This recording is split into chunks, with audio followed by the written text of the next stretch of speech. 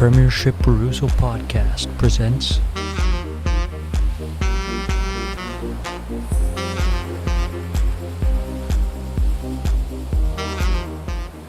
Lads on Tour.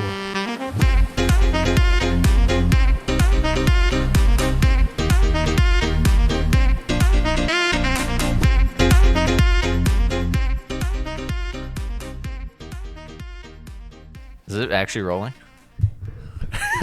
The question is, are we ever rolling? Yeah, we always are. I don't know, are we?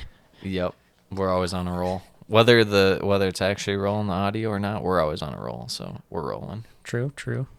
Well, first round, The round of 16. knockout stage. It had some doozies. I just want to say before we do this, we're going to celebrate this by doing a 1v1 knockout match right here live on the podcast. No video though, just a cage match. Yeah, we're in a torture chamber right now. Yep. No one's leaving. Yep. The door on the lock on the door is locked. Yeah, and you swallowed the key. Yeah. We're going to be in here for a while. One of us is. Yeah. So, man, I can't believe just right off the bat the insanity to some of these games. Yeah. It was way more. This was like the opposite of chalk. Yeah, exactly. Than you could ever imagine. like the group stage was fairly standard. Mm-hmm.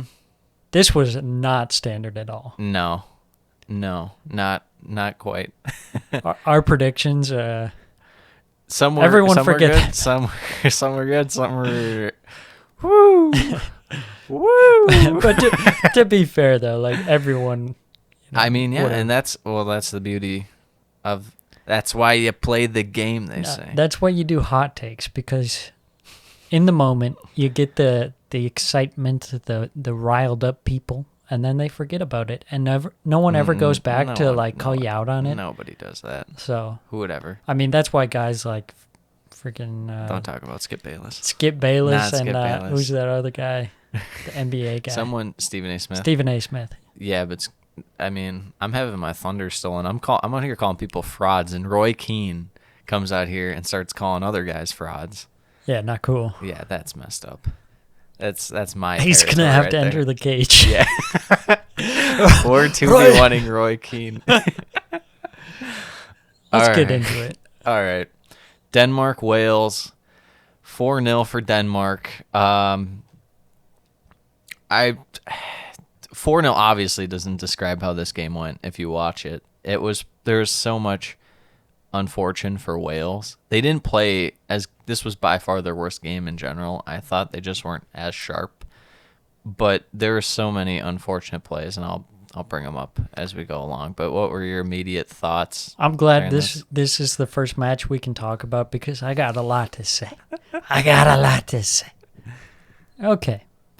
So, we're coming into this match. It's a pretty even matchup, I would say, I'd agree. in terms of how the teams played in the group stage. Maybe Denmark would be favored a little bit. On paper, yeah, but it's not heavy. It's like 55-45 kind of something like that. Yeah. So anyways, the game starts. Wales is kind of sitting back, what we've seen of them do against like Italy and Switzerland a bit. Mm-hmm. Not so brave going forward yet, but they start off, and then, not much is happening. The 27th minute, they give up a goal. Poor defending. And there's not much you can say about that one. Like, it was a good goal from Denmark. Maybe poor defending, but it was a fair goal. Yeah, I would just say early on, Wales were the better team. And I'd say around like the 20th minute mark, for whatever reason, that just kind of changed. Yeah, it dropped off, yeah. Yeah, Denmark kind of just really gained a hold. Not like they didn't have a hold in terms of like possession stuff, but Wales still, even when Denmark was possessing the ball, they were still looked like the team that was better and was probably going to go on to win the game. However, yeah, around like the 20th minute, it just kind of shifted. Yeah, I'm glad you brought that up, because the start of the match, it was like, wow, Wales are actually controlling the possession. They look like the better team. And then that just dropped off, and eventually it led to a goal by Dolberg coming in. Yeah.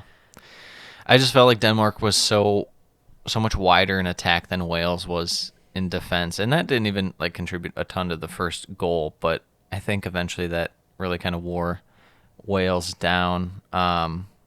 Roberts going forward was huge for him, but I didn't he get subbed off? Yeah, with he an got injury? injured. It was it was tough for their wide defense, but Dolberg on that goal, nice turn, nice little curl. It was a nice goal. You can see why he was rated so highly as a youth prospect at Ajax, and I mean he's still solid at Nice, but hasn't really lived up to Wunderkind. Yeah, he was potential. coming in for Poulsen, who apparently picked up a knock or something. I didn't really hear anything about this, and then I Yeah. was surprised, like, Oh, he's not in there. where's he at? Yeah. But anyways, moving on to the second goal. This was the This one. was the start of the downfall by the referee.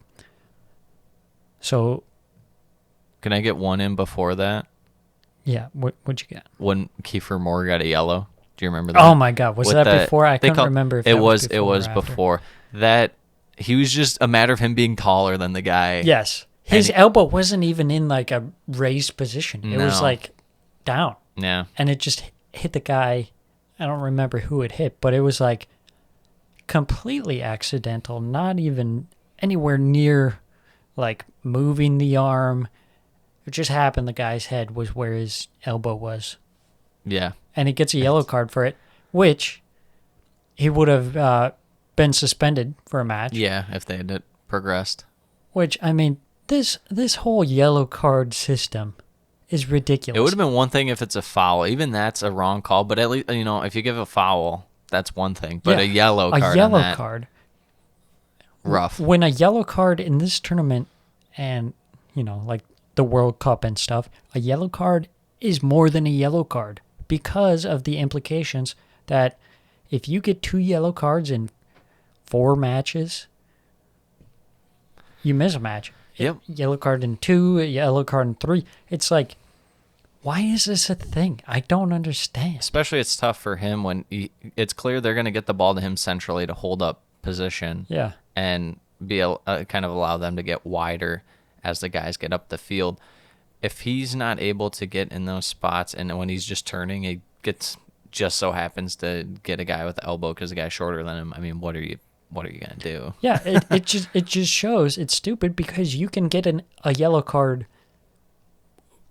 completely accidentally, and at the discretion of the referees. I mean, it's up to each ref how they want to ref the game. Some refs are more likely to give out yellow cards, which is an issue.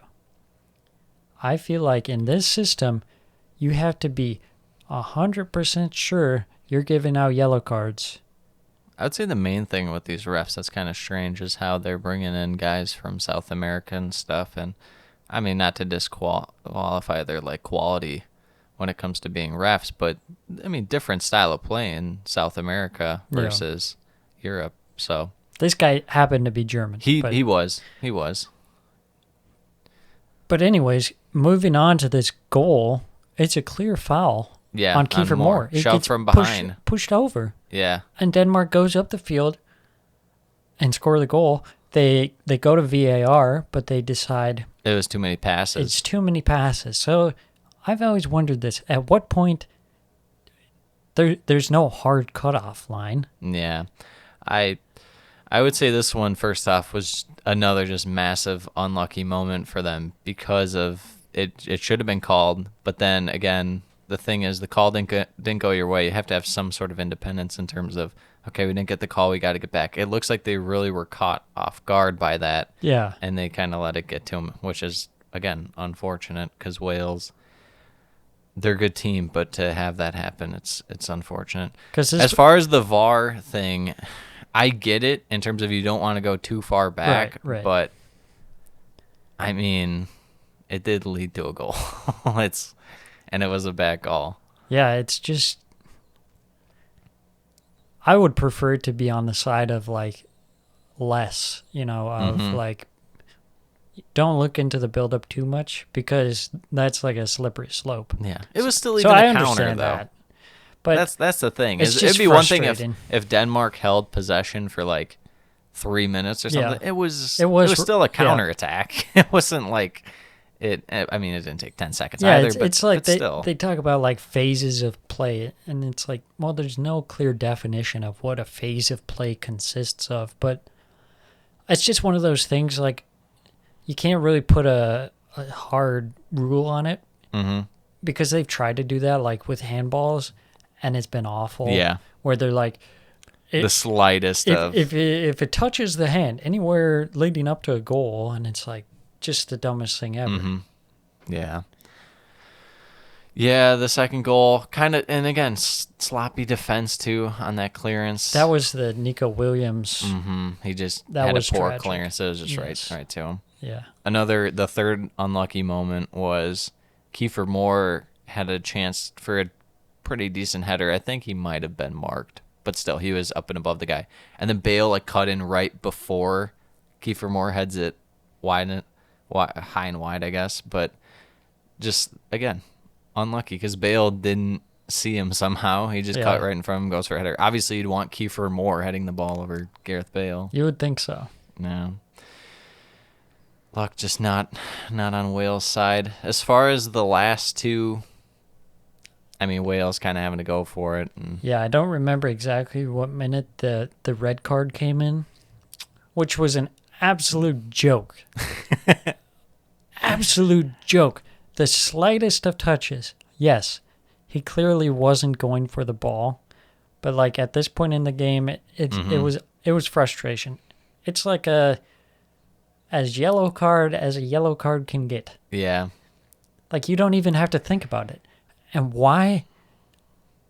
Yeah, the ugly reffing's really reared its head lately, especially in this round. And we'll get to more chances or more things, specifically that Ukrainian-Sweden one that they almost didn't give a red. But the last two goals, I mean, it was more kind of just counterattack play by Denmark. More on that red, I don't understand how you look at it in VAR and you say, this is a red card.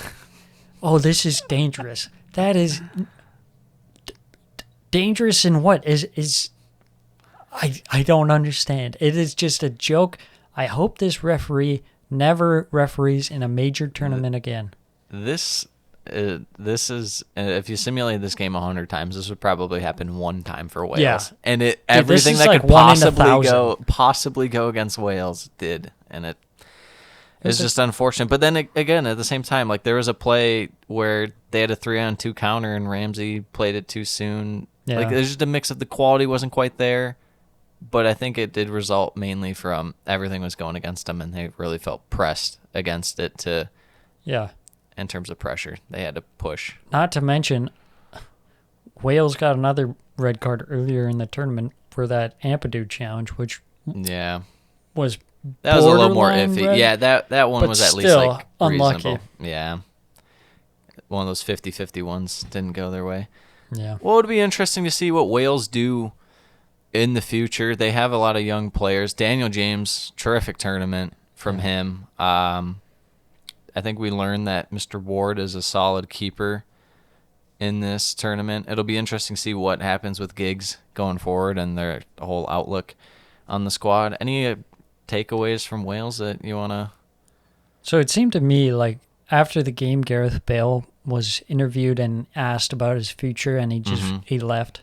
Yeah. But then when he was asked about it, maybe the next day or something, I think that was just frustration. Yeah, he said like, no, he wants to qualify for the World Cup, and yeah, I think you could see it after the game. They were all talking. I think Gareth Bale was talking to the team and saying like, the way I interpreted it was like, we have something good to build on. Mm-hmm. Like we have a solid team, and it can get better. I mean, they're a little lacking in midfield. Yeah, but it's something to build off of, and you have a bunch of young guys. The thing, I never took it as like, he stormed off, he's done with them. It's a stupid question. Yeah, I think he was just done because this game, as we said, went the completely wrong direction. They just got knocked out of a major tournament by a fluke game. Not to mention that So, VAR review on the offsides on the fourth goal. Mm-hmm. And did you see that video of Gareth Bale's Yeah, and he reaction, turns away. and he's Yeah. like, I was gonna bring that up. "You gotta be kidding me!" Yeah. Like, No. it's the dumbest thing ever. I don't shambolic referee. Yeah. Of course, it had to happen to Wales. Wales, unlucky. One of the more likable teams. Yeah. So Well, you want to talk about another offside call? It was a close one. Italy's Austria, 2-1 Italy.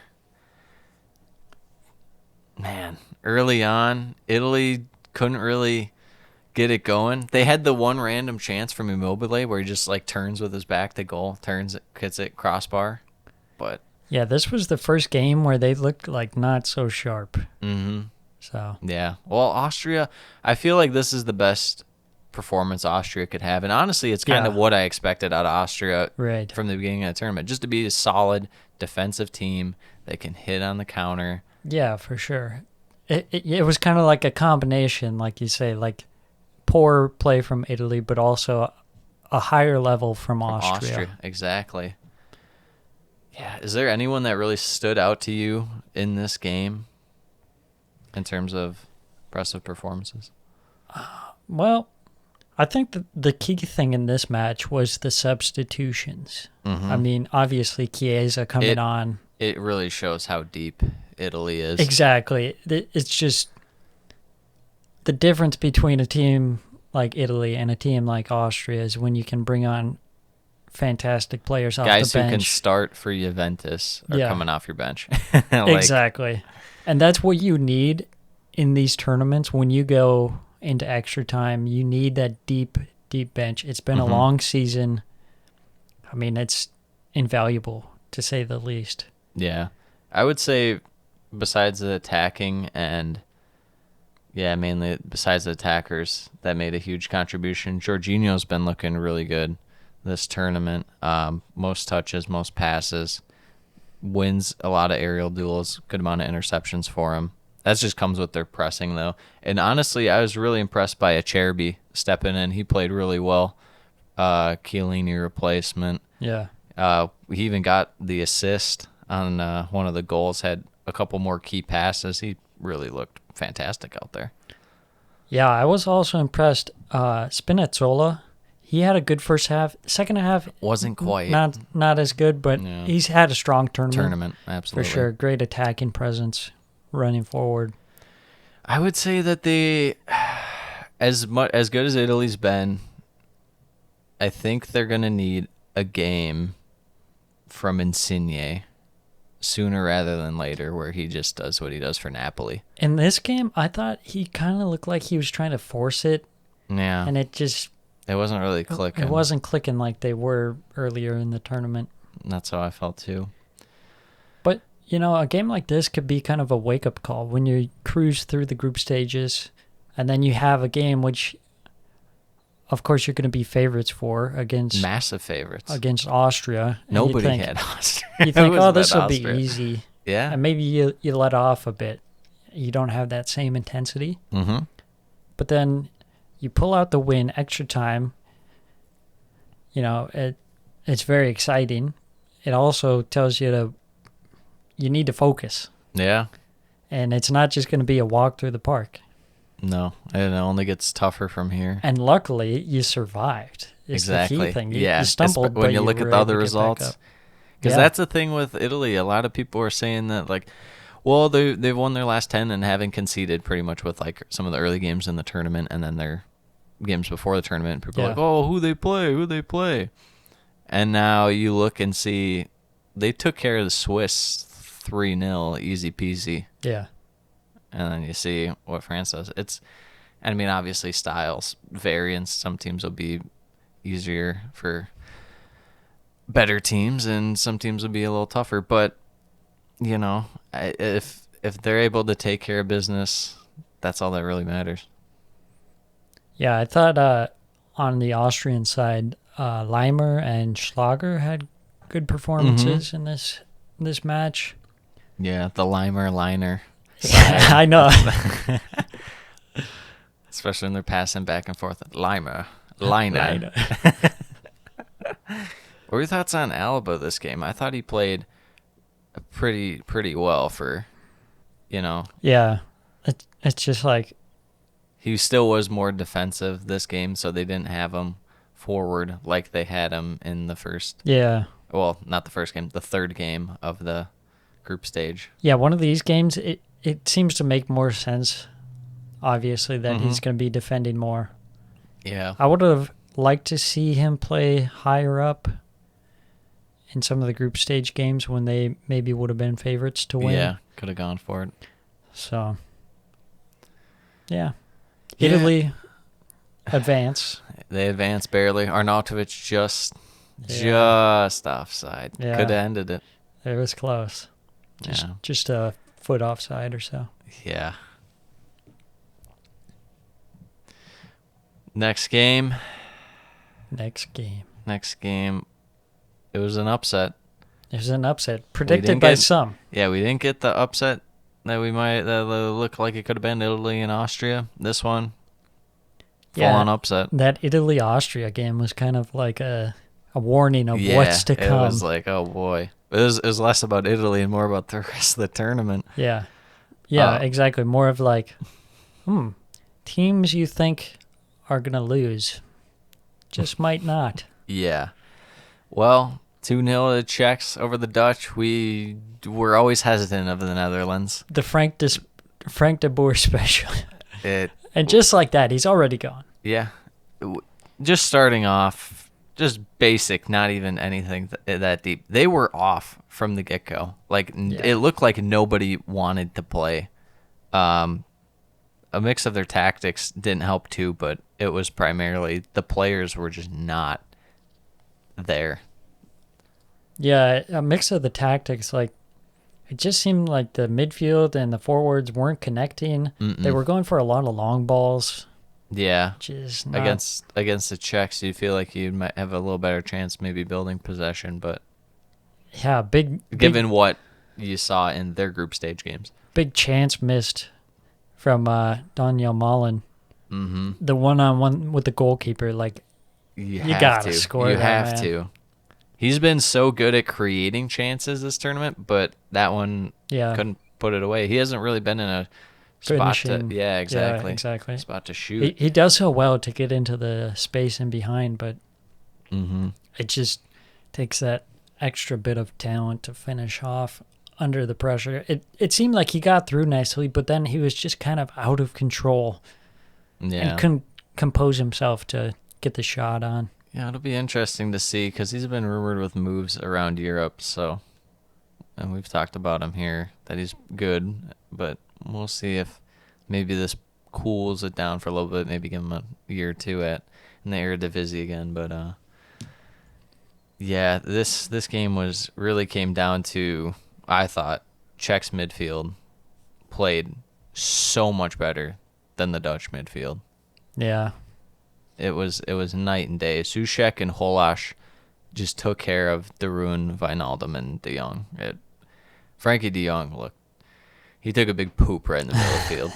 That's what he did. He was not playing well at all this game. And then the red card from De Ligt, who didn't even look good in the match. He looked sloppy. He's having a rough go. Just a bad red card. You can't. I always hate when guys go over and then they're looking to pick up the ball. And in that scenario, it wasn't full on like that, but it pretty much was. Like, why are you just giving yourself the foul? You have to play through the whistle. Exactly. It's one thing to do it when you're in the opposing half or something, trying to win a free kick. Yeah, you're the last man back. You're the last man guy. Last man back, and you're like gonna be like, okay, I'm gonna risk this, and I'm gonna say, oh, this is a foul, even though you can clearly see like it's a handball. Yeah, it's just you jostling. It's you jostling for position with a guy, and then you fall over, and then you don't get the call, and you're just. And it goes beyond just not getting the call. It goes way beyond that. Yeah, and then just came down to the Czechs capitalizing on the man advantage. Yeah, off the corner for the first one, Holash getting some space, and then the second one more of kind of just a counter breaking out. But Patrick Schick again. Yep, there goes that man. There goes that man. You know who had a couple good saves? It was Stecklenburg. He at least looked decent. I think there was a first half chance for the Czech where it's pretty much a break in, but Yeah. big save. I think the Czech goalie had a big Yeah. save too on a breakaway. That was the Mullen Vachlik, one, or but yeah, I think he's securing a move. I forget where, but yeah, big tournament, looked you get quality. paid. Yeah. You get paid. So I mean, the Czechs, who hadn't looked all that great, advance against the Netherlands, which we, like I'd you say said the earlier, Czechs look pretty good. I mean, they look took good care- in this tournament or in Yeah. this game, but in the previous games, they looked decent in some and kind Yeah. of lackluster They in were others. hit and miss at times. They took care of Scotland, which Scotland was probably marginally the better team. The Czech-Croat game, that was a toss-up. They did get dominated, it felt like, by England. And just in terms of, it never felt like they were actually going to score, which if you don't score, you're not going to win. Yeah. Even though England never really felt like they were going to score a bunch. But Yeah, this game reminded me a lot of that Poland Slovakia game in the first round, first match day when Krkowiak got the red that's card. just what's going to happen with a red card. Yeah. You're going to get these teams in a tournament like this aren't going to be so awful that you're not going to get punished when you get a red card. There's just, what are the odds? Yeah. So that's the end of the Any Frank de Boer. takeaway from the Netherlands and Frank de Boer's experience out here? We all saw it coming. It was just a matter of time. Yeah, exactly. Oh, Frankie. I actually saw a rumor saying that Louis van Gaal may be interested. coming back. Well, that would be a beautiful sight to see that man there. Come back, Louis. Louis van Gaal's Red Army. We miss you. Yeah, we'll go on to the next one that day, which was supposed to be an amazing game. Whole lot of shots, but nothing. It wasn't the most entertaining game, to say the least. No. This one, besides the goal wasn't a very nice shot. Yeah, that was Hazard, an excellent goal. Torgan Hazard this tournament has been, and Fuego in that wingback spot. I was surprised to see Eden Hazard start. I think that's just almost like prestige, or like it's Eden Hazard, even though he's not the best. I think one thing that plays into that too, who else has been clicking? Carrasco hasn't really been that great, and Mertens hasn't been that great. So you're like, Yeah. well, we can get Hazard going, That's even true. though more than likely that won't happen. That's probably Martinez's thinking about it. Yeah, Portugal kind of lined up going back to their more defensive shape. No Bruno Fernandes. Mm-hmm. But still with Renato Sanchez and João Montinho, who aren't, they're just eights. So you don't really have a 10 out there. You're just relying on the front three. And then you have the 6 sitting back in Paulinho. But at least it's not the two defensive midfielders. If they would have came out with that lineup, I knew it would have been over. Because that lineup doesn't do anything for them. Yeah.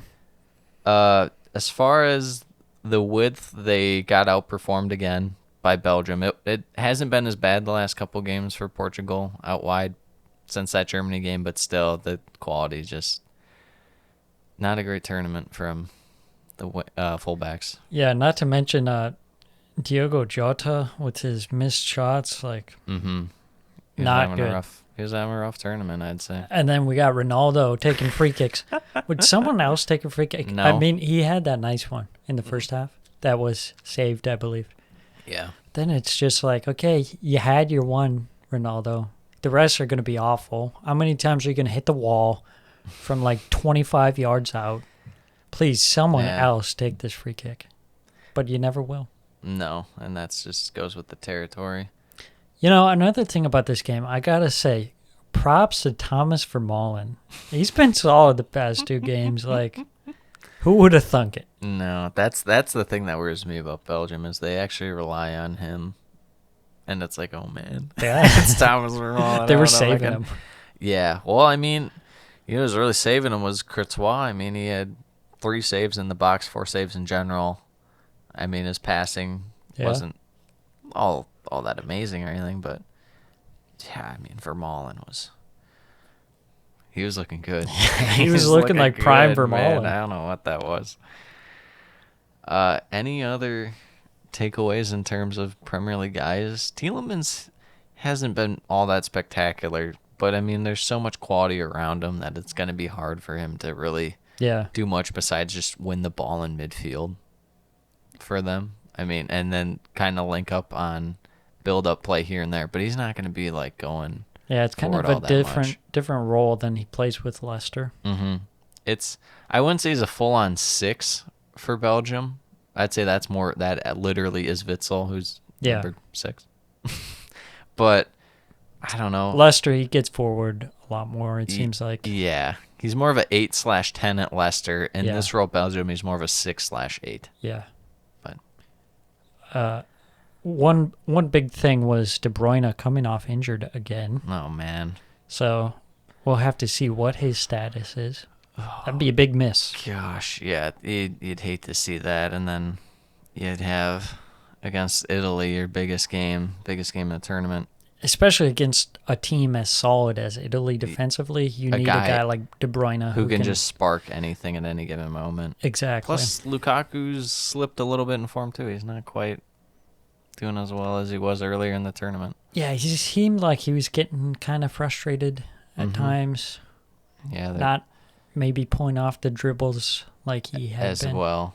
Yeah, maybe they'll try and use him slightly differently going forward. Maybe just a little more hold up play, a little less, making runs in behind and stuff. Yeah, I was just surprised that Portugal was able to hold more possession. I get eventually Belgium just sat back, but it was a decent amount. It was like 58-42. Yeah, it was kind of like in the game against France where they looked decent in the first half. They had a good amount of possession, but then they gave up that amazing goal. Yeah. And I don't know. And then it comes down to you're just trying to swing balls in. Yeah. And I mean, even though Alderweireld and Vertonghen and Vermaelen might not be the best in terms of defenders there, you wouldn't think so because they're a little older. They know where to be, who to mark, and they're good in the air. So that's not going to be the best way to attack them.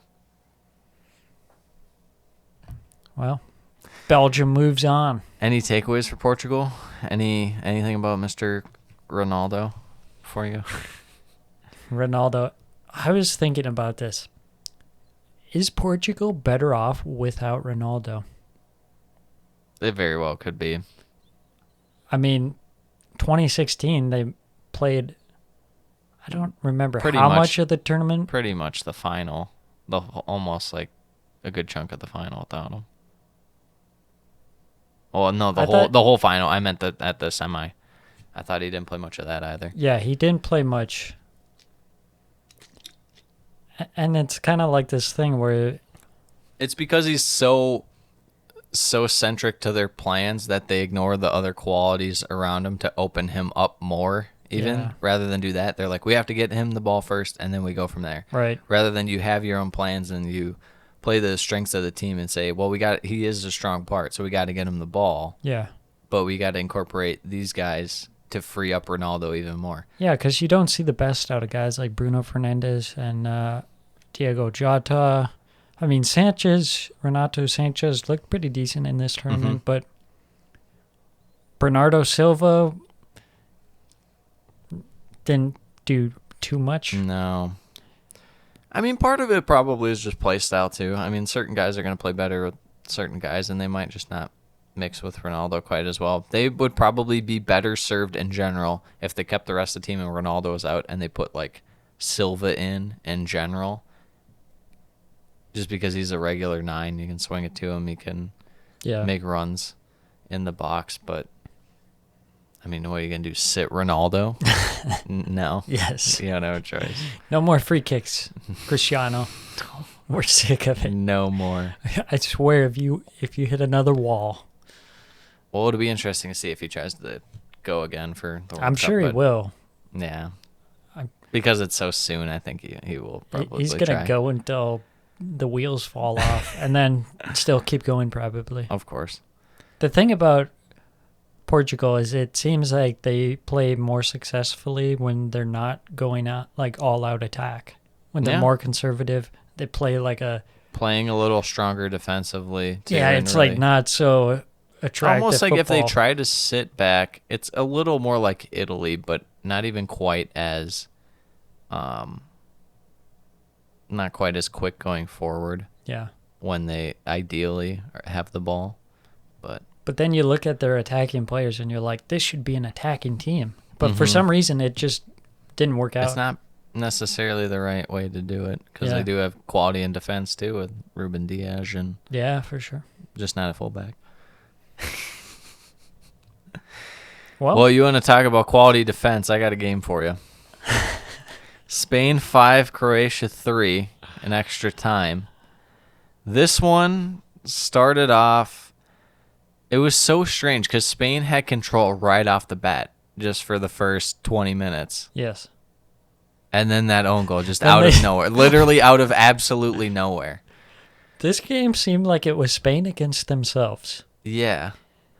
I mean, that own goal was like, I What figured you is would this? snap me being like, my boy Bobby Sanchez would never. hashtag Would free Bobby never. Sanchez. Would never. We've been saying this the whole time. He would never do that. He would save all the goals, save the children. all And you the know things. what's weird is right after this I guess it can make sense just from like a vibes perspective of a soccer match, but for the next like 10 minutes, Croatia really kind of dominated the game. They didn't do anything in terms of scoring. They had 2 or 3 shots. They had that Vlasic one that went wide and Kovacic had one that went right over the bar, and then Spain comes down. They finally have a breakthrough. I think this was before. No, that it was before. I was just gonna say that how Koke did not finish that one. Oh, Oh my god, that was such a good through ball. yeah, that was. Oof. In behind.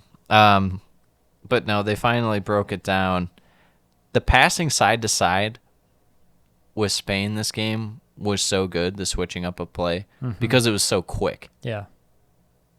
Croatia couldn't get side to side fast enough, and you saw it on that goal. They went a couple times back and forth switching up play, and then the shot gets a rebound. Sarabia puts it in. The man in form. The man in form is right. And then we got one of your guys, You- Cesar Dave You Azpilicueta. owe an apology to Spain because last podcast you said if you're well, maybe you need to just yell at Croatia because you said if you're conceding headers to Spain, that shouldn't be allowed. And then what do they do? Hey, fair enough. Spain come out. Dude, I don't I mean, I he don't didn't- blame them for not expecting that the Fullback would the make the run. fullback would be like in the box and winning I- headers. So I think it's more on Croatian than Spain because Dave didn't even really jump that much. He just like walked into it.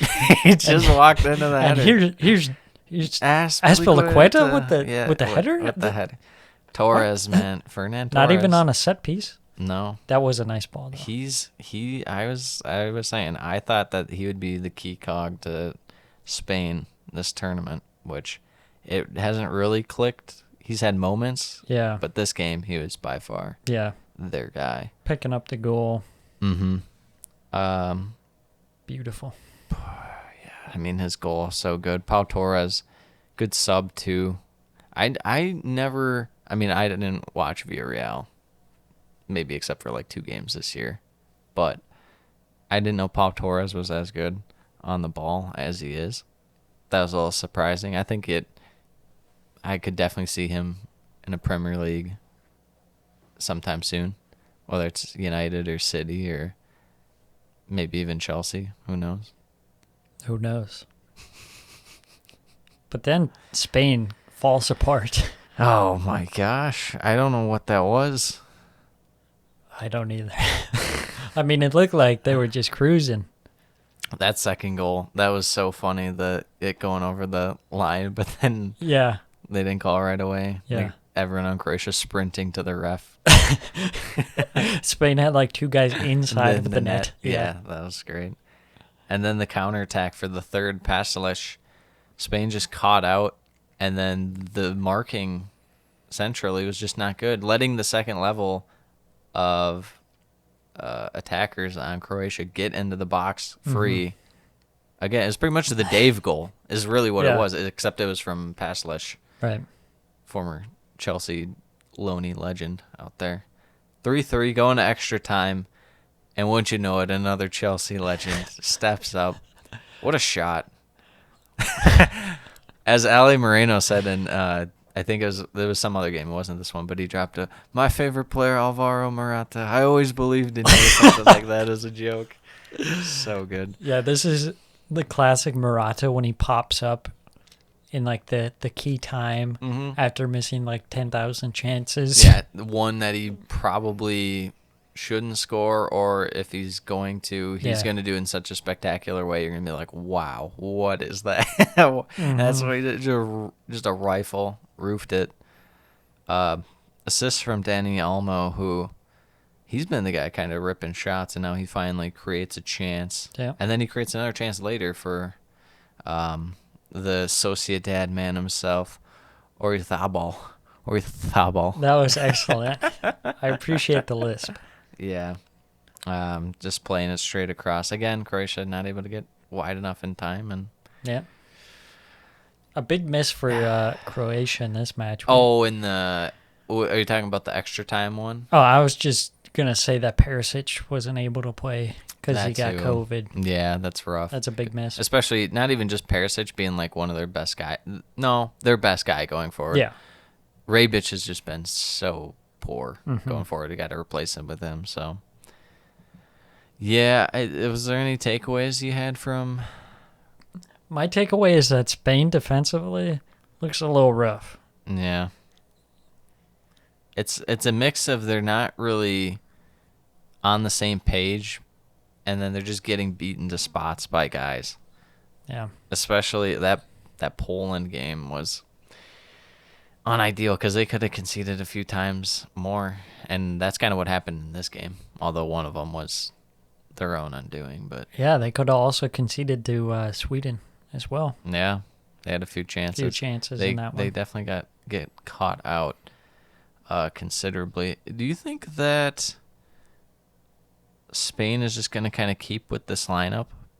I'm just surprised that Rodri doesn't play. Yeah, that is kind of surprising. As much. I mean, I get why you'd want Busquets as just a leader out there, and he's still quality, but Rodri, one of the players of the year, contender for the Premier League. It's tough leaving him out, I'm sure. Enrique doesn't enjoy leaving him out. Yeah, that's true. It's kind of one of those hard choices, but you have so much quality, hard to replace that. Exactly. I just hope they free Bobby Sanchez and maybe, just maybe, they'll win the Euros. Maybe. Well, who won't be winning the Euros of the teams who were considered favorites? The favorite? The favorite? I said on the pod last time, we should have known that was the jinx of jinx. I said I'd pretty much bet my life on France against Swiss. Yeah, we had them just... We is right. What do you have to say for yourself, France? What do you have to say for yourself? What was that? What was that whole game? You know what it came down to? Came down to Pogba when he scored. He did like 10 celebrations. Too many. And he had to be punished. That's true. Well, the game starts off, it's a little back and forth. I'd say it's a little more France than Swiss, but then Swiss go down. Severovic, header, mentioned before the tournament started, he's just one of those guys, he's kind of their talisman. He's not a guy who scored a ton of goals in a full campaign, but in a tournament, he seems to always kind of pop up. Yeah. France, I don't know. It's something about France's central defense, and it's the same defense in terms of the back four as the World Cup, except they went with a back three on this one. Yeah, I mean they kind of changed it up, but in general, they that's because of the injury to Hernandez. Yeah, he got hurt, had to sit out. But I don't know if it's Kimpembe. I know that this game, Lenglet was. Yeah, he was a piece of dookie out there as well. In the first half, France looked almost exactly like what they looked like against Portugal, where it was just like super slow, Mm-hmm. like Even against Hungary. low intensity. Yeah, like Yeah. against Hungary. And then the same thing happened. I mean, this game they conceded a goal in the 15th minute, you know, shockingly. Yeah. But then No, they come out in the second half and all of a sudden it's a different team and they're like I don't know. interested into the game Yeah, they're and looking better, and then they got caught on the counter, and then they went back, checked it, VAR, penalty, big save by Lloris, sparks the team. They go down 2 minutes later, score yeah. with Benzema, who that pass was not the best from Mbappe. He has had a rough tournament as far as elite guys go. Yeah, He's really yes. struggled. Got the assist on that one because Benzema with the behind the trailing leg drag to him, pokes it around. 2 minutes later, Benzema again. The Griezmann has it. He also really didn't play well this tournament either, in my opinion. That whole front three was kind of Benzema's scoring, but there was so much fluidity to it that I think that there was a sense that they didn't know where they're gonna always be at times and whatnot. Because there's times where Benzema is out wide for Deschamps, and it's like, what is he gonna do out wide for you? Like, I get that Griezmann can play central and Mbappe can play central, but if you're gonna switch anything up front, it's maybe have them swap wings. But why was Benzema gonna do out wide? Yeah. He's your best header of the three. He's your best just poacher in the box of the three. So When it worked, it looked nice and they had some good plays, but overall I mean Mbappe not having much of an impact this tournament, like you said.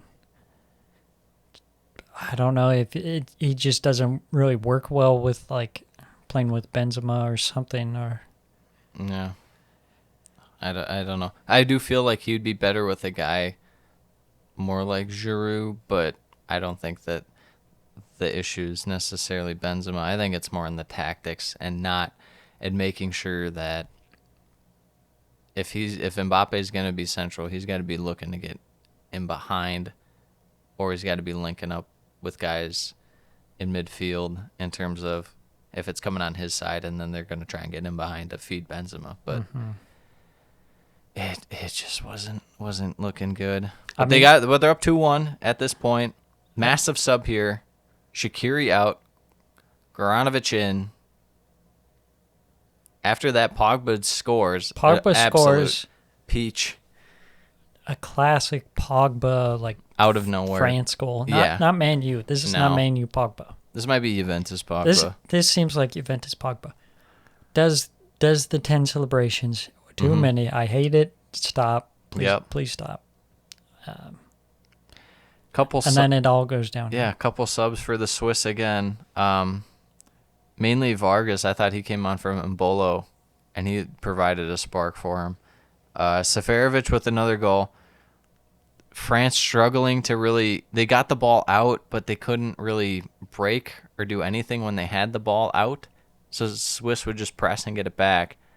This one, they press, get it up the wing, swung in. Again, central defense.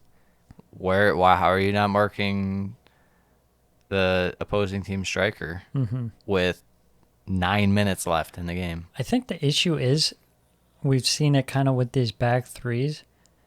You get complacent into thinking, oh, you have more guys in defense, so you'll be more solid. But for some reason, they get stretched out more, and then there's more space. And then it ends up there's one guy in the center. Yeah. So it's like, why are you playing three central defenders if they're going to get pulled out wide and then... Or they're marking different guys at spots that they really shouldn't be. It's like, oh, you're one of the center back. You should be at the very back. What are you doing like near the top of the box? Happened with Rudiger on one of the goals. We'll get to that game later. But and then possibly the most useless, and I mean this when I say this, one of the most useless substitutions I think I've ever seen in my life. I've been watching soccer for like 10 years now.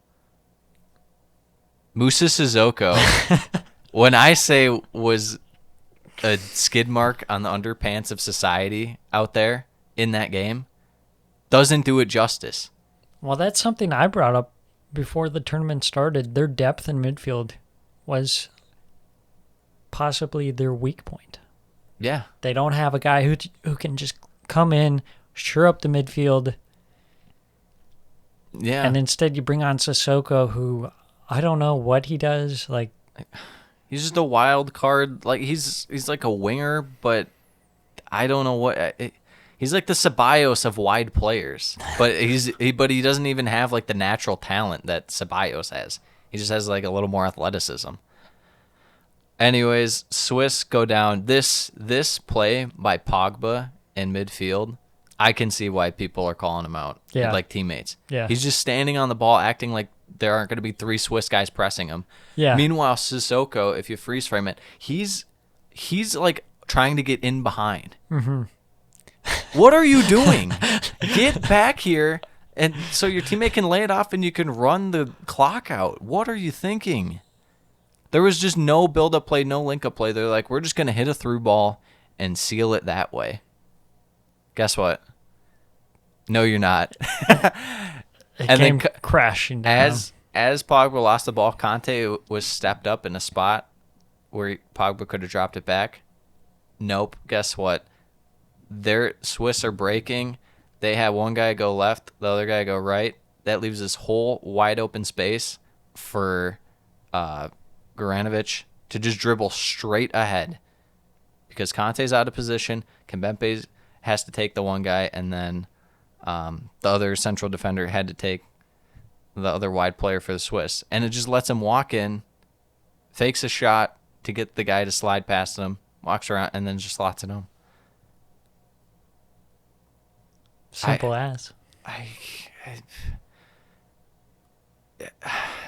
What was that?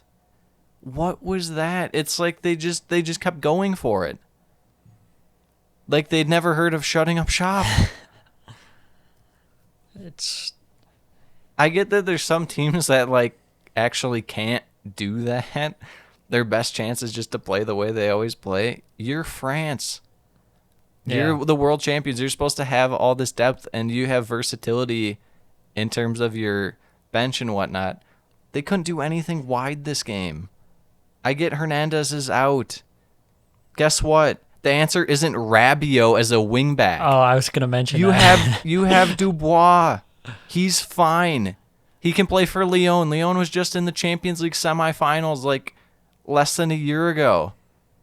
Yeah.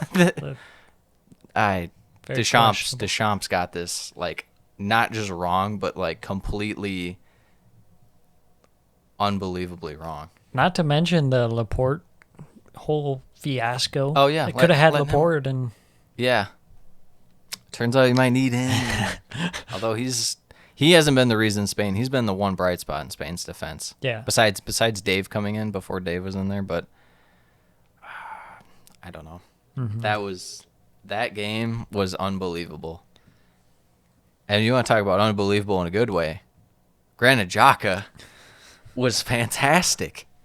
What was that? It looked like he wanted to leave Arsenal for Real Madrid, not Roma. Yeah. he's a very talented player.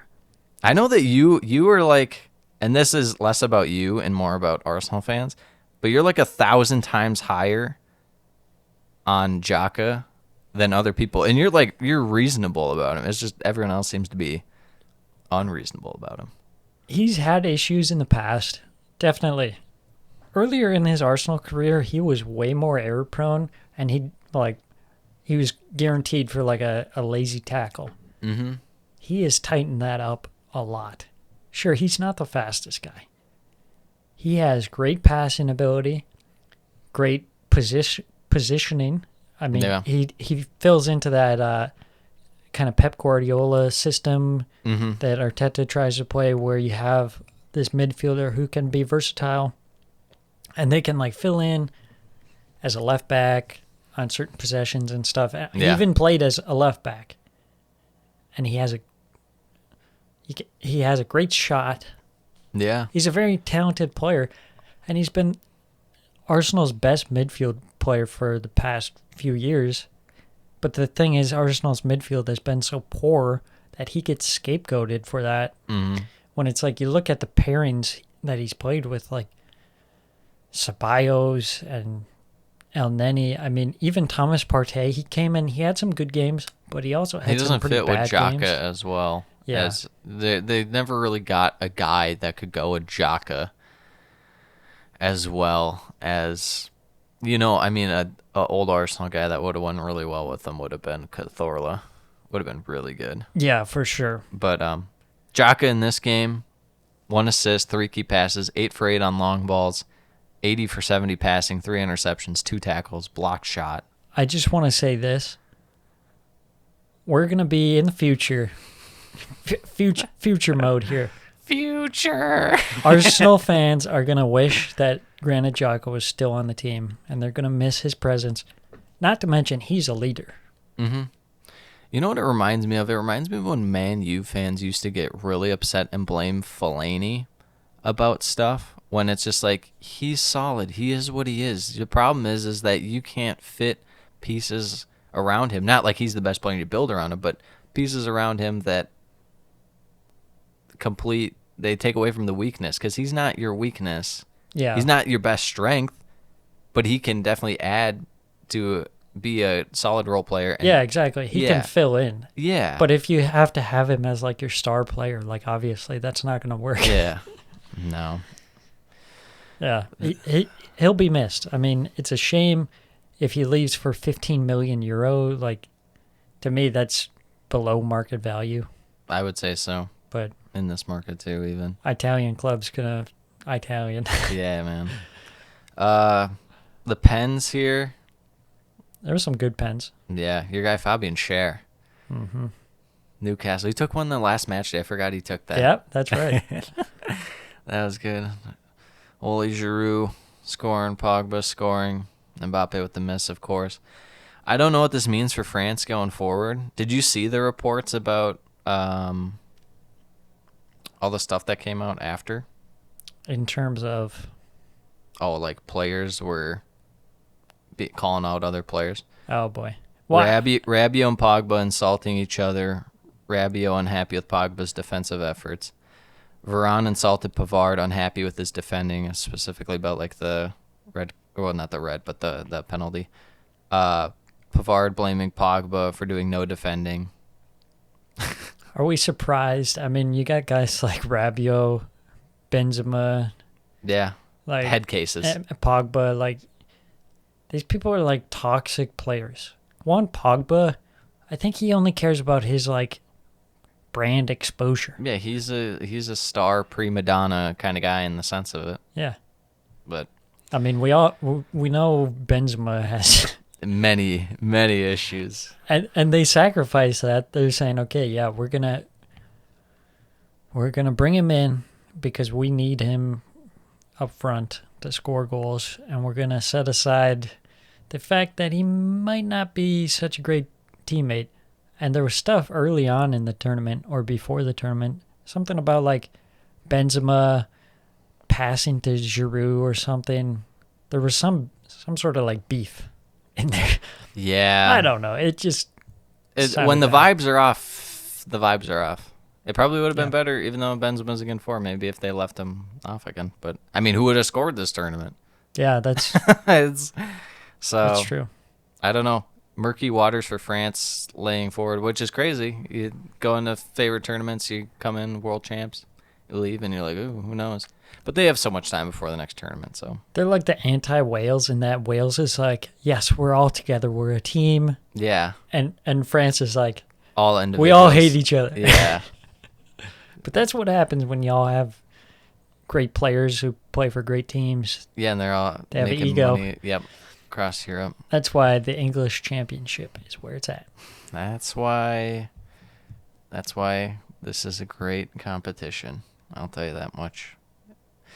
Well, we got 2 more games, and we got the big boy right here. Yep. England, Germany. Deutschland. 2-0. This one. Wow. I'll be quite frank. If you went back and watched, you could skip the first half. There was maybe like 1 or 2 chances. And They weren't even that great. People like really called Werner out for not scoring on that through ball from Havertz. I didn't even think that was like an amazing chance. It was just like a regular chance, and Pickford was right there and made a great play. Yeah. But The thing I noticed about this match, the first half, England had possession of the ball, and Germany was sitting on the counter, and they had some good breaks on the counter, ultimately not scoring. Like the biggest one was probably the Werner chance.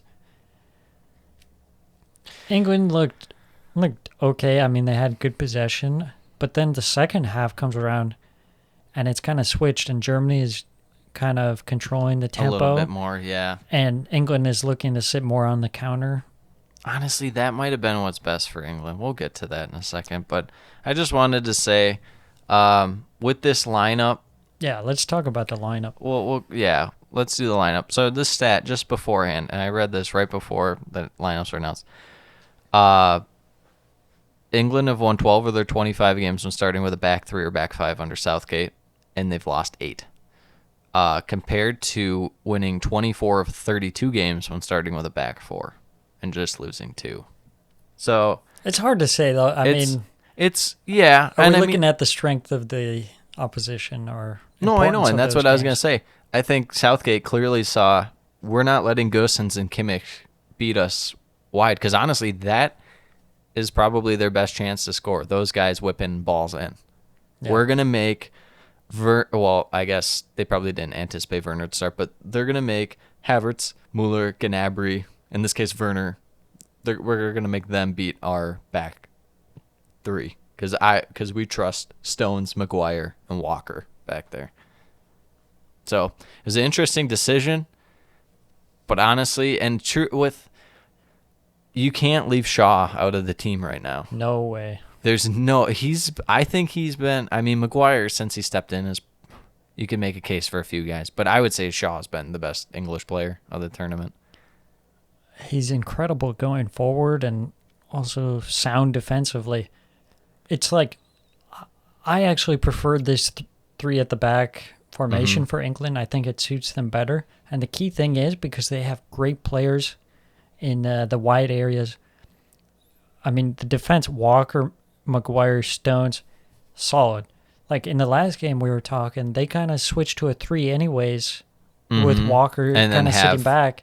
They'll have Phillips or Rice drop back as kind of like a pivot. Yeah, and then Luke Shaw can get forward more, and then you also have Trippier on the other side. Who's good at swinging balls in. Yeah, too, he's good going forward, and you have that cover from the midfield of Phillips and Rice. The only thing about this, it's like, maybe you don't have enough going forward, but then you look and you say, well, Shaw isn't like your typical defender. Yeah. Because he's great going forward. Oh, yeah. Yeah, this was really, I was a little shocked by it, but then you think about it and you're like, yeah, it makes sense. I would rather have Mueller, whatever striker they go with, and Havertz try and beat me than Gosens and Kimmich. Because we've seen when Gosens and Kimmich are driving up the wing, they'll drop 4 on your head. Mm-hmm. So, yeah, you can't allow them to get into those spaces. And yeah. Is there anything you want to highlight in the first half besides maybe Kane's miss for sure? And then, what was I going to say? I was going to say something else. No, I forgot. But mainly the Kane miss right before half. Or maybe just the sweeping play by Hummels on that. yeah, the thing that stood out to me, so in the lineup it shows Germany's like front 3 is like Mueller on the left and then Werner up front. But it's, of course, Timo Werner always drifts off to the left a lot. Yeah. So it was more Thomas Mueller more centrally, almost playing as like a false 9. Because he was linking up the play, and that's where you want to see him, because that's where Germany has looked the best, is when he's up there, as opposed to a guy like Gnabry or Sane. Yeah. Which they brought in. He, talk about a rough tournament. He looked very poor. I don't know. It always just, I think this just comes down to England's defense. I never felt like Germany was going to score. I was a little surprised that they were able to break the way that they did. They did a couple times. I just, for whatever reason, I was like, there's no way. England's going to clear it.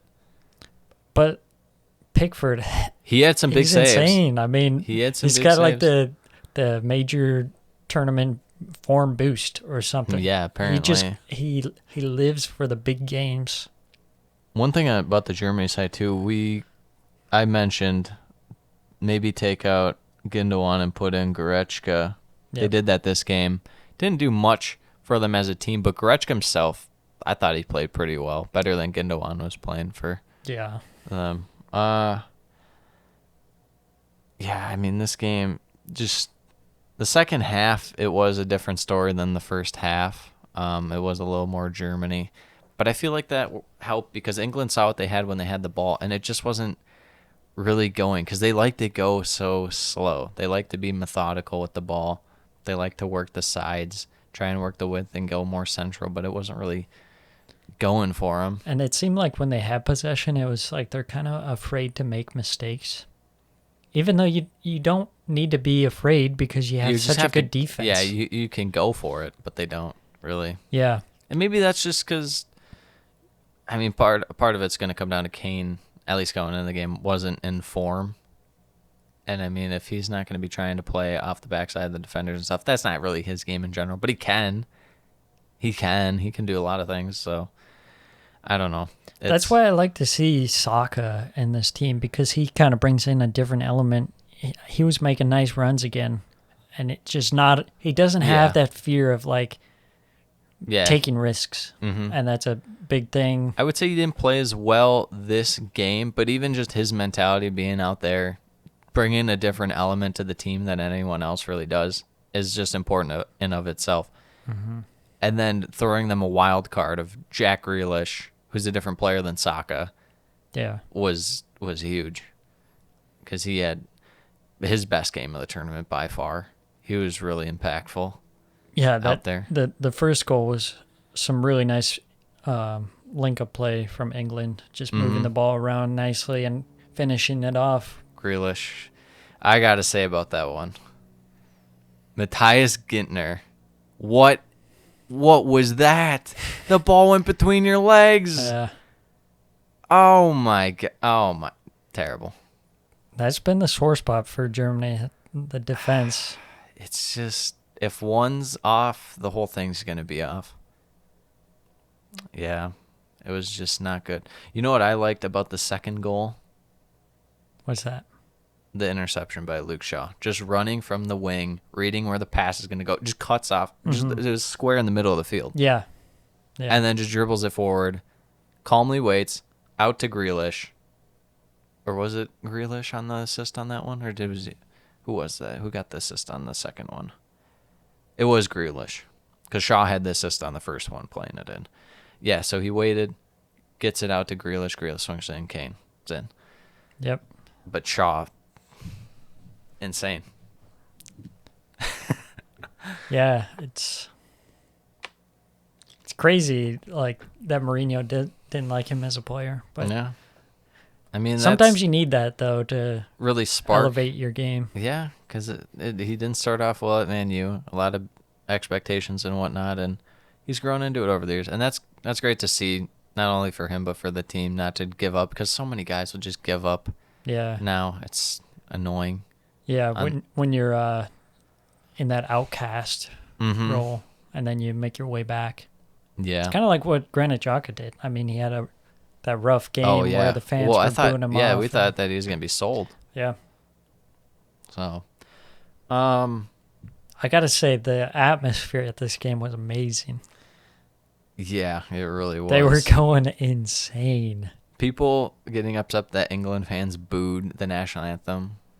Get over yourself. Get over it. Get over yourself. We're talking about English people here, like English football. Have fans. you ever seen a lad before in your life? No, clearly Imagine not. 60,000 of them. Yeah, clearly not. Rice and Phillips this game weren't too spectacular. They did enough. Phillips, I could have seen with the reffing in this tournament, that could have swung the game on its head. Because I could have seen, even though he clearly wasn't malicious or anything and he went right over the ball, with some of the reffing that was going on, I could have seen a red. I personally wouldn't have given one. Yeah. But I'm saying because it was high enough. Yeah. So, Yeah, Rice had that one moment towards the end of the game where he like ran forward for some reason, and then Yeah. they almost got countered, and I was like, "What are you doing? Yeah. Just stay I back. don't know Now if is that not the was. time for glory." He did make a great play to stop Goretzka early on. He got the yellow for it, but it was a hell of a play to break that up Hmm. and say, "Hey, you're gonna have to beat us with a free kick." Uh, yeah, England very impressive defensively. Any other takeaways from this game? I think going forward, this will be a test to see. Okay, England, they got the win in the big game. They played all their games at home.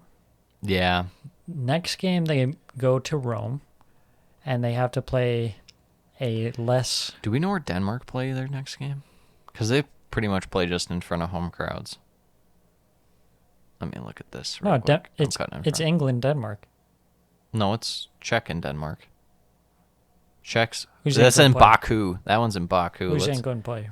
They're gonna Ukraine? play. Yeah, they play. Oh, they No, play. yeah, they play Ukraine. They play Ukraine. Okay. So will they be able to get the? I don't know. It'll be different. It's one thing playing in your own home country versus playing abroad, but Yeah, no fans allowed to travel yeah, from the UK apparently, which is lame. Brexit, bruh. COVID's over. Brexit, bruh. With this one, I'm just gonna say it. It's gotta be said. Sterling's getting too much hype this tournament. He's getting too much hype. Which is I completely disagree. Lay out your case first.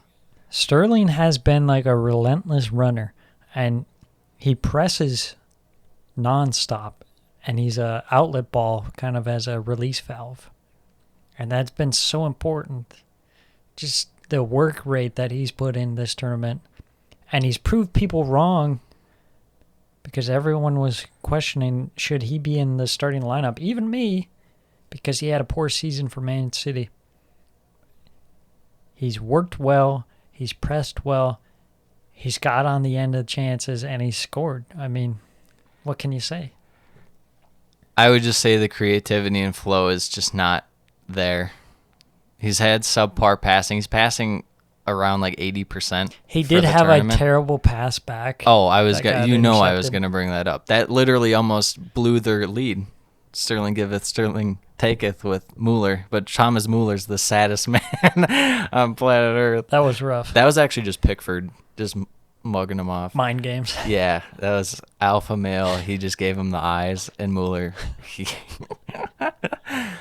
Pickford has such an ugly face when he gets hyped. He looks. He kind of looks a little like Sloth from the Goonies. It's just it's not okay. Yeah.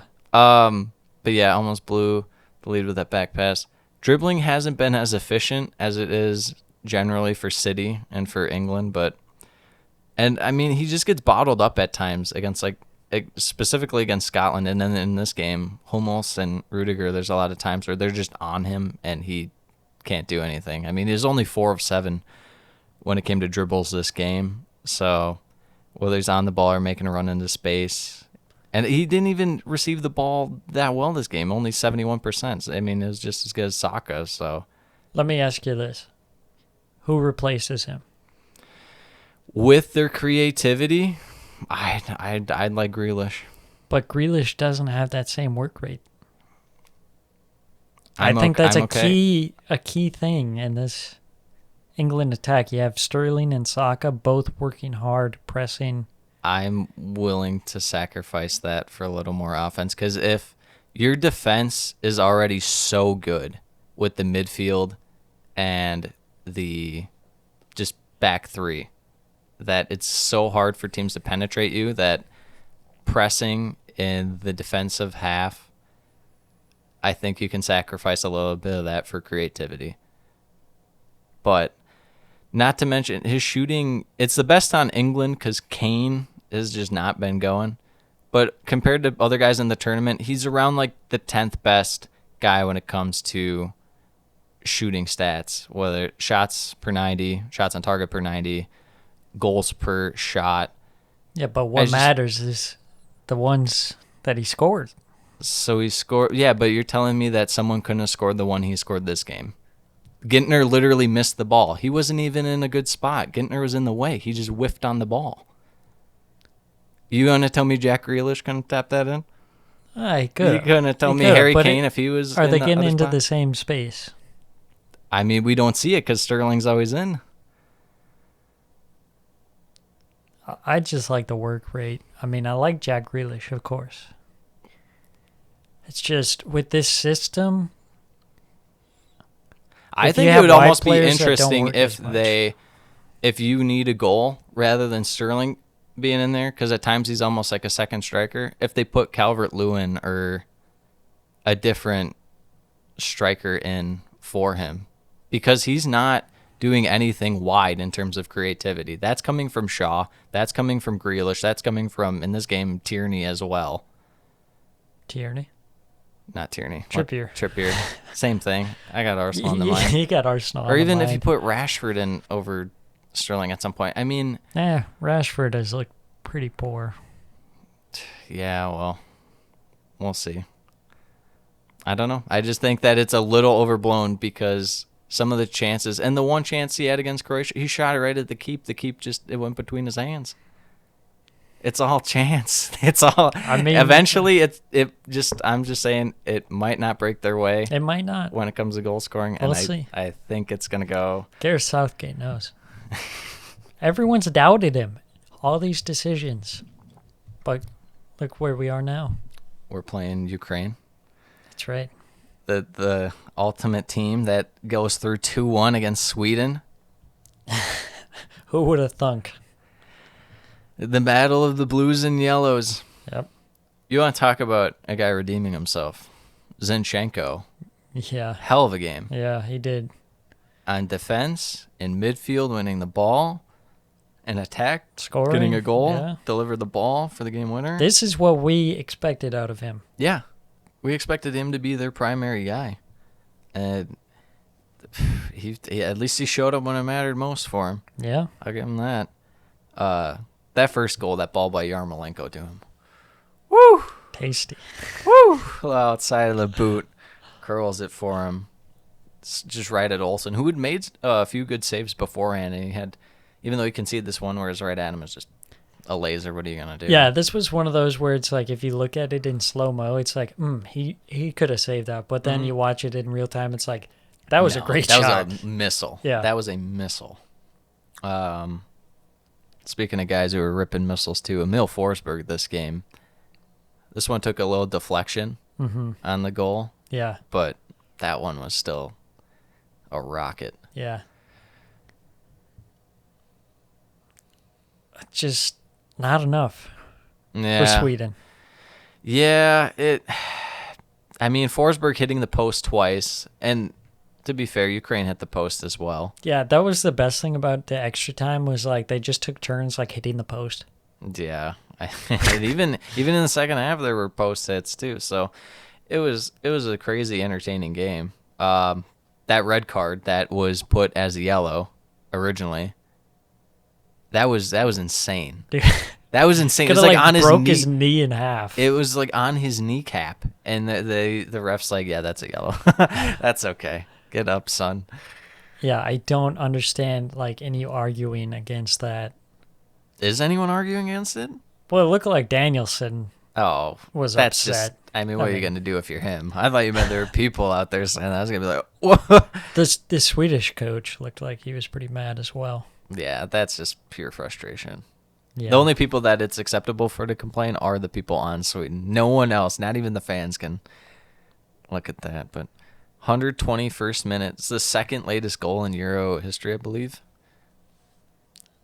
That was crazy. The man. swinging it in. It just sucks. Like this game was at Hampden, which hasn't had There are no vibes. their JK, it's in crowd Scotland. capacity is like 10% or something, which is a shame because, like you say, if it was 100% Scotland, be going insane. I mean, Yeah, there'd just be random Scottish people probably. Yeah, but if it was like, say, in the Hungary Stadium in Budapest, too, like Yeah. a full crowd there, especially Yeah. since Eastern Europe, you could get some Ukrainian people going. So, yeah, it was really impressive performance by both Zinchenko and Forsberg, but Zinchenko made the plays, got it done for him.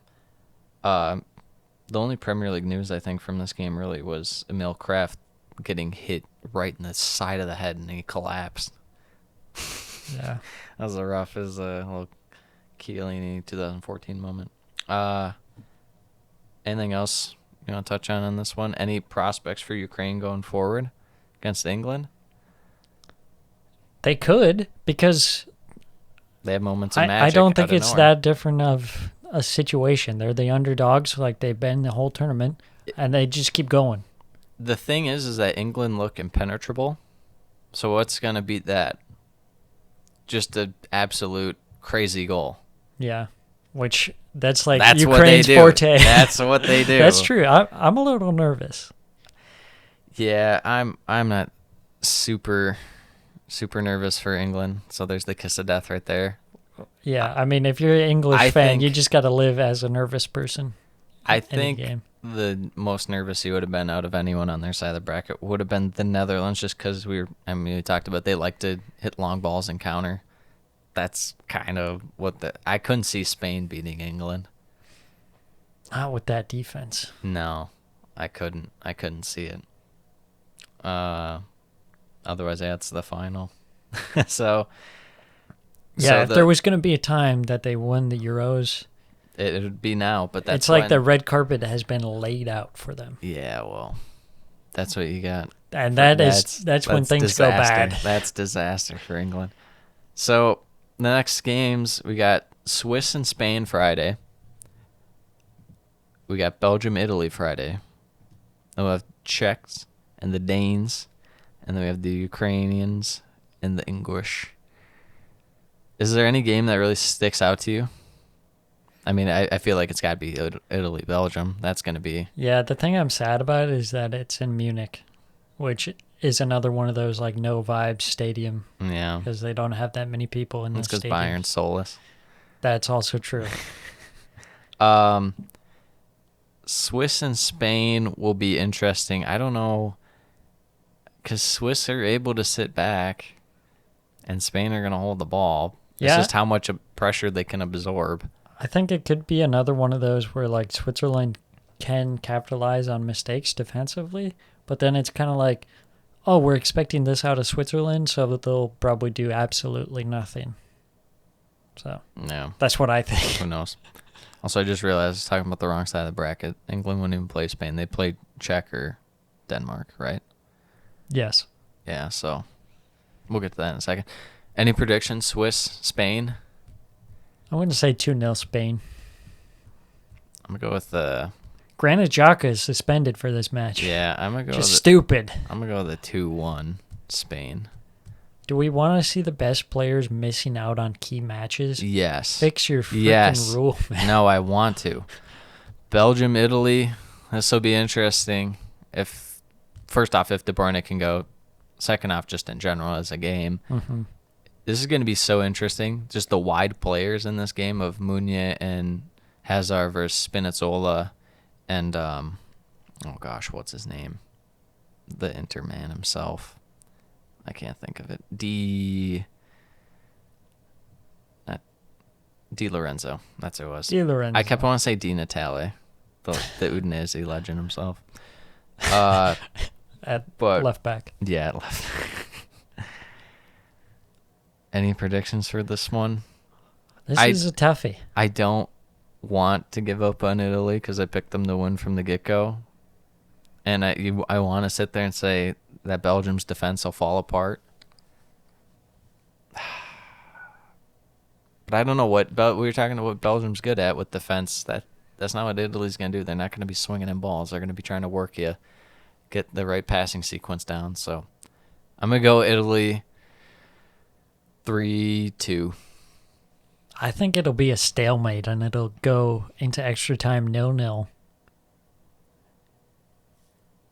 And Italy wins 1-0. I'd love it. Czechs and the Danes. Who thought we'd be here? Maybe the Danish. The Danes, yeah. Not the Czechs. This one will be interesting. Again, they're all interesting, but this one, Denmark lately when they're, you wouldn't think when they have to go for it they'd be good, but some of their defenders, especially Male, has been so good going forward for him. Do you give the Czechs a chance in this one? Well, I'll just say this. It seems like Denmark may be having a little help on their side. Some interesting calls going favorably. It sounds like someone's upset about Wales. I mean, listen to this. Okay. Let me lay this out. Denmark, star player, goes down, heart attack, on the field in front of thousands of home fans. Heartbreak. What better storyline than for Denmark To go to the final. to go to the final, maybe win the final, just a story to tell for years and years to come. An incredible story of triumph and determination. They've done it before in the 90s. Denmark with the crazy run no one saw coming. I just worry about, I don't really trust Denmark's defense at defense. Patrick Schick, hat trick. Oh. 3-2. 3-2. Czech wins. I'm going to have to stick with Denmark. And if they don't win, it's because there's a conspiracy. Well, you know about match fixing as a South Korea fan, right? Perhaps. Denmark 2-1. Don't feel great about it. Denmark likes to score 4 goals, though. But so it's got to be 4-3. Ukraine, England. I'm scared. Someone hold me. This feels like I don't know, because Ukraine's defense didn't look that great this tournament. And then this game against Sweden, they're holding up pretty well. Yeah. I'll go 1-0 England. And I'm going to say a post hit for Ukraine. That makes Sam tear up a bit. He almost cries. I'm going to say it goes to extra time. 1-1. And then England concede finally. A goal from Jadon Sancho off the bench. No, he doesn't score goals where I come from. I like it. I think England will win. I'm hoping that my prediction I didn't make on the pod, but I sent to you my actual bracket was Italy-England, which I think you also had. You just had England winning. I had Italy winning, if I'm not mistaken. Or did you have England over France? I might have had them over France, but I will say the groups I had almost perfectly. Oh my including gosh. the wild cards. Yeah, I had England over France. France beating Italy in the semifinal. England beating Denmark in the semifinal. If you had Scotland at the bottom of the group in your predictions, I'll never respect you ever again. Here it is, folks. No, Sam, no. That was one of the main ones I got wrong. That and Turkey. I had that one correct as well. Yeah, but did you have Sweden winning the group? That one, no, but I did have I had Poland. I think I switched it to Poland bottom. After that podcast we did about Poland, I was so down on them. Yeah, I went Poland at the bottom, actually. Or no, I did. Another one I got wrong was Portugal under Germany. I had Portugal over Germany. I had Spain, Sweden, Poland, Slovakia. Poland and Slovakia both got eliminated. Yeah. So it doesn't even really matter, But in terms of the whatchamacallit. Mm-hmm. Let me see if I did you have any of them advanced? I had Switzerland of the third place teams. Yeah. Switzerland, Ukraine, Czech Republic, and Portugal. Look at that. And that was correct. And that's what worked. See, we know what we're talking about here. Not only do we know what we're talking about, we're bringing you the vibes like the Swiss guy. We got to talk about that before we go. That guy... Absolute legend. That guy was the epitome of Keno right there. Just about to ball his eyes out, and then his team scores, rips his kid off, and just jiggling with excitement. Couldn't contain it. The best is that, like, the first pick, he's, like, fully clothed. He has a hat on, and then a minute later, he's, like, no shirt, and he's jiggling all over the place, no hat. Dude, going Mad Dog mode and just ripping the shirt off and screaming, that's awesome. That is so awesome. He gets the first annual lad of the tournament award. Yeah, that's true. He's trying to be like a thumbnail for our channel. He really is what he was going for. Yeah, we'll have the sad one of him as the off season, and then during the year we'll just have him screaming. Yeah. Anything else you wanted to touch on? Did you want to talk about Rafa, or we'll save that for another day? Yeah, we got to save that for our weekly back. roundups. Everton fans seething. Oh, man. I did want to mention one thing. There was an article by The Athletic that was posted, and it was talking about teams who struggle in the group stages go on to do better in the knockout stages. That makes sense because you really are pushed to your limits in terms of you're like, oh, well, we're not as good as we thought we were. This didn't work. We need to find something new that'll work. And if you find something new that teams can't really catch on to right away, the better off you'll be because they'll be coming in thinking, they'll be sizing you up thinking, well, this is what they're going to do. And then you just throw something else at them. Yeah. Because you're like, well, this clearly didn't work. Look where we finished in the group. Yeah, and we see that with teams like Switzerland, Czech, Ukraine. Those teams advancing, they weren't impressive in the group stages. You take it back about Ukraine. But here we are. I mean, yeah. And then even teams, the only team I would say that was good in the group stage was Italy. Yeah, Belgium could have definitely been better, but they had a poopy group. They had a very bad group. Russia and Finland are like walkovers for... Yeah. Like if England's in that group, you'd be saying England had a killer group. Or they had a killer performance in that group just because they could play two walkover teams. Yeah. So we'll see who's peaking at the right time. Is football coming home? I have a weird feeling about one team in particular, Who's and that? I'm not going to say it until they advance this round somehow. But then that's the cliffhanger. You can just say no because I got it in my mind, and I have the Hank never lies. I have the true fortitude to never lie to the listeners. Fair enough.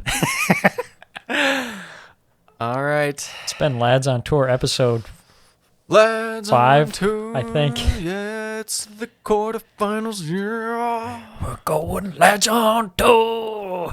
Boom, boom, boom. Leave that in. This will actually be the real Lads on Tour because England's now finally out of England. The Lads are going on tour, breaking COVID lockdown. Oh my gosh.